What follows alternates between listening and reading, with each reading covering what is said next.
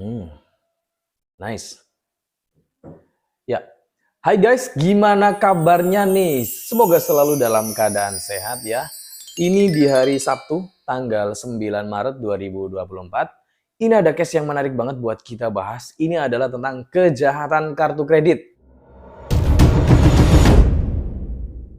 Hati-hati, ini bisa menimpa siapa saja, terutama buat kita yang baru mau apply kartu kredit nih. Ini kita bisa jadi target sasaran empuk dari tindak kejahatan ini. Hati-hati teman-teman. Nah, kenapa saya bilang ini modusnya tuh sangat rapih? Karena ini benar-benar meyakinkan. Sangat amat meyakinkan. Kalau buat orang yang baru pertama kali apply, belum punya kartu kredit ya, ini pasti terkecoh.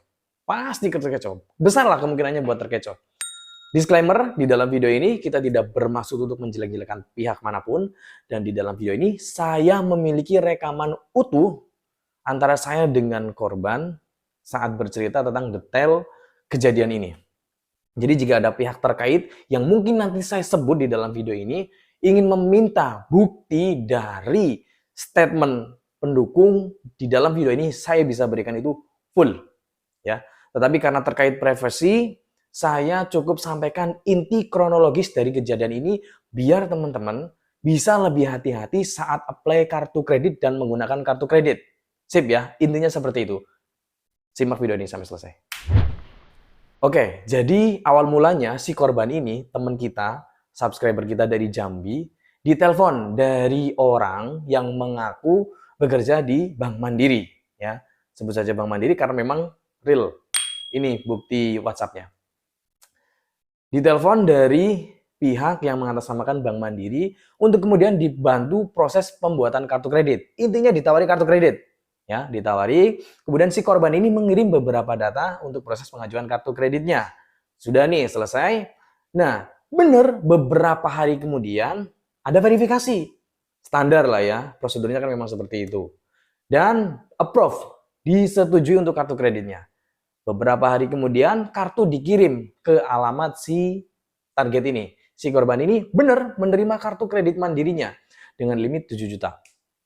Nah, luar biasanya, di saat kartu ini sampai, si orang yang dulu pertama kali nelpon untuk dibantu proses pembuatan kartu kreditnya, itu bilang seperti ini, Pak, kita bantu untuk proses aktivasi kartu kreditnya ya, dan kita kasih kenaikan limit dari kartu yang sudah ada. Jadi kalau kita approve kartu kredit kan ada limitnya ya. Nah itu diiming-iming buat kenaikan limit 2 kali lipat. Siapa yang nggak terkecoh?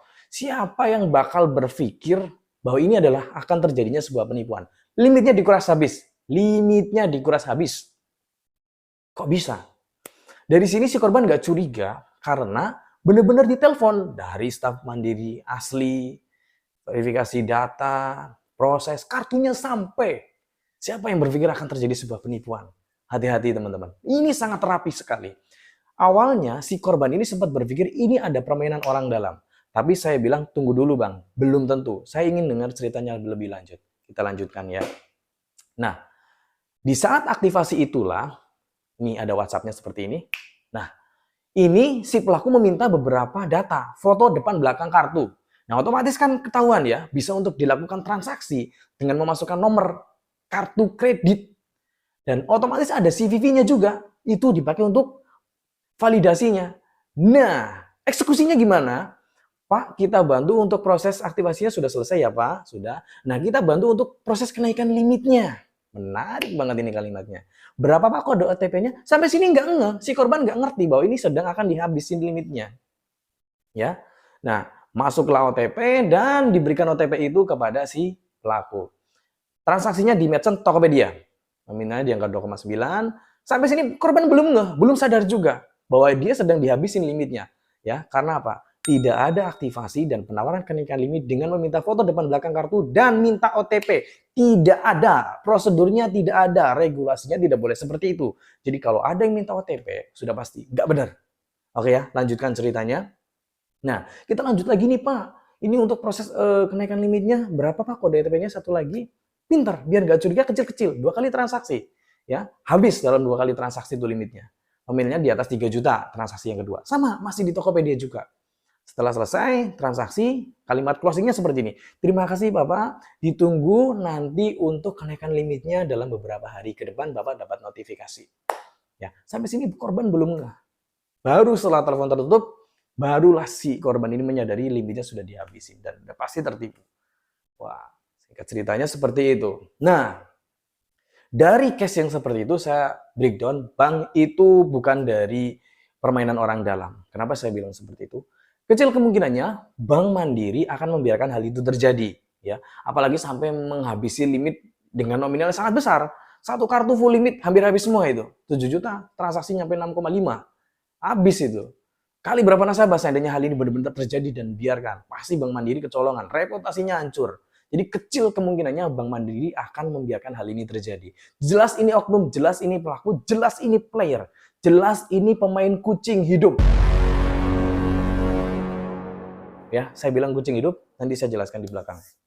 Oke, saya bilang seperti itu. Loh kok bisa Bang? Si korban ini bertanya sama saya seperti itu. Iya Bang, karena Bank Mandiri itu nggak mungkin melakukan hal itu. Kecil kemungkinannya. Ya, kita analisa. Jadi ternyata di saat pertama kali proses, itu memang data benar-benar dikirimkan tuh sama si pelaku ke bank. Ya, banknya bisa nyari banknya mana aja. Sebelumnya tinggal diintro tuh target. Pak, kita dari bank ini, kita bantu untuk proses kartu kreditnya ya. Jika iya, ya otomatis kita tinggal oper saja tuh si pelaku tuh. Si pelaku operlah datanya ke bank yang bersangkutan, diproses. Karena bank terima data, otomatis bank kan melakukan verifikasi. Memang sudah prosedurnya seperti itu, data masuk ya diproses. Ketika hijau, ya tindak lanjut, follow up, verifikasi. Ketika datanya merah, blacklistnya ya nggak akan diproses, reject.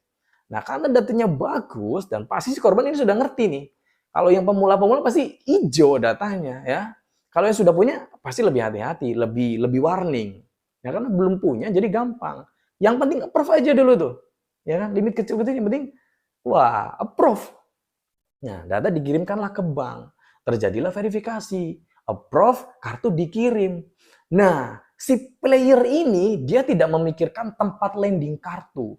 Dia adalah melakukan eksekusi saat kartu itu sampai ke tangan yang bersangkutan, ke tangan si pemilik kartu. Ya, kenapa bisa percaya? Karena dari awal dia sudah mengaku-ngaku sebagai bank ini. Clear ya?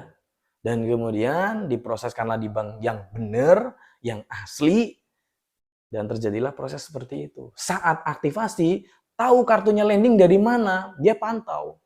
Dia pantau. Dia kan bisa saja memberikan data itu, bisa ke booth, bisa ke stand, bisa ke marketing yang rekanannya. Saya tidak bilang bahwa apply kartu kredit seperti itu adalah berbahaya, tetapi ini adalah modus baru yang harus kita waspadai ya. Jadi saya tidak bilang bahwa apply di booth itu riskan, enggak saya bilang tidak bilang seperti itu.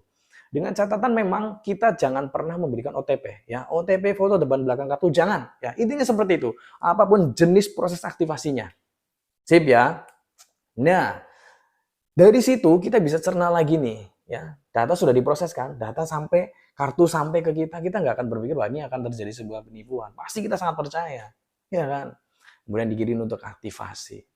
Jadi kesimpulannya ini adalah oknum atau orang yang mengaku-ngaku sebagai marketing atau pihak bank yang bekerja untuk proses kartu kredit.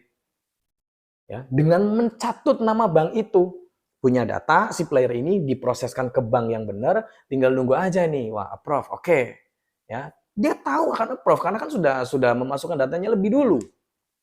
Sip ya. Nah, tinggal di follow up nih, digoreng. Kalau si korban percaya, dia akan memberikan OTP. Profit itu si playernya. Tapi ketika tidak percaya, ya sudah dia gagal. Jadi memproseskan data orang. Jadi gini teman-teman, intinya apapun proses dari pengajuan kartu kredit, saat aktivasi ataupun penawaran kenaikan limit, jangan berikan foto depan belakang kartu kredit, jangan pernah berikan OTP. Sip ya, karena itu untuk proses transaksi. Ini hati-hati. Hati-hati teman-teman ya, ini sangat rapi. Nah, kelanjutannya adalah si korban ini kemudian melakukan pelaporan ke Bank Mandiri. Ya, dikasih form untuk melakukan sanggah transaksi. Benar, formnya seperti ini. Ya, ini follow up dari sanggah transaksinya, sorry. Jadi memang Bank Mandiri memproses untuk sanggah transaksinya. Tapi saya bilang sama bank ini seperti ini. Bang, jangan berharap lebih dari proses tanggal transaksi, karena gimana pun juga Abang sudah memberikan OTP, ya. Abang sudah memberikan OTP, itu artinya bisa saja terbaca Abang itu ya memberikan persetujuan untuk proses transaksi itu. Jadi tanggal transaksi itu gampang-gampang susah, tergantung case kejadiannya, tergantung pola bahasa yang masuk, ya. Jadi harus harus cermat. Cuman luar biasanya si Abang ini, ya sudah Bang, saya mengikhlaskan, anggap saja saya lagi apes. Cuman saya ingin bayar full payment saja. Nah, apesnya lagi si Abang ini nih sudah merubah ke dalam bentuk cicilan dari transaksi yang menimpa si Abang ini. Jadi, aduh, ya nggak bisa ya. Jadi kalau memang transaksi kita sudah dirubah cicilan, kok mau dirubah lagi ke full payment, kecil kemungkinan. Cuman saya bilang, Bang, nggak usah fokus dengan masalah cicilan atau full payment-nya. Tunggu saja proses investigasi dari Bank Mandiri. Karena apa, Bang? Entah itu disetujui full payment atau installment, full payment atau cicilan, kan Abang pada akhirnya akan dibebankan untuk membayar. Kalau ternyata Bank Mandiri menyetujui mengembalikan limitnya, ya berarti ya sudah hokinya Abang ya, duit rezekinya nggak kemana. Tetapi seandainya tidak, ya harus siap-siap. Karena gimana pun juga, ketika kita memberikan OTP, sangat sulit tanggal transaksinya itu untuk disetujui. Tapi tidak ada yang mustahil ketika mungkin punya kebijakan tersendiri, sistem perbankan membaca bahwa ini adalah murni scammer, ya bisa saja itu terjadi. Tapi karena ini ada campur tangan manual ya, campur tangan manual. Berbeda dengan ketika kita tidak melakukan transaksi apa-apa, kok limit habis. Nah itu investigasi seperti itu biasanya mendukung si nasabah. Itu limitnya cepat tuh kembalinya tuh. Tetapi ketika kita memberikan OTP, teng teng teng teng kayak gitu, aduh, kecil kemungkinannya sih. Tapi kita tunggu saja. Mudah-mudahan sih ada kabar baik. Jadi seperti itu ya teman-teman. Intinya jangan pernah berikan data pribadi khususnya untuk depan belakang kartu ataupun OTP. Itu untuk aktivasi kenaikan limit, penambahan kartu baru, perubahan data atau apapun itulah, atau perubahan tarif-tarif. Jangan pernah. Karena sudah pasti endingnya tidak akan benar. Sip ya. Jadi kalau misalkan kita dapat penawaran untuk proses kartu kredit, ya kalau mau diproseskan ya proseskan saja, kirim datanya, ditunggu saja. Kemudian ke saat kartu sampai ya jangan berikan data apapun itu, ya. Sip ya. Jadi seperti itu, ini modusnya sangat menarik banget. Ini player punya data, di intro datanya akan diproseskan, tinggal nunggu data diproses, data sampai, kartu landing, di follow up untuk dieksekusi. Seperti itu teman-teman ya. Jadi ini bukan orang dalam, jadi ini udah pasti player, pemain kredit yang menggunakan kucing hidup ya, datanya orang. Hati-hati teman-teman. Sip ya, jadi seperti itu. Thanks for watching, semoga bermanfaat. See you on the next video. Bye!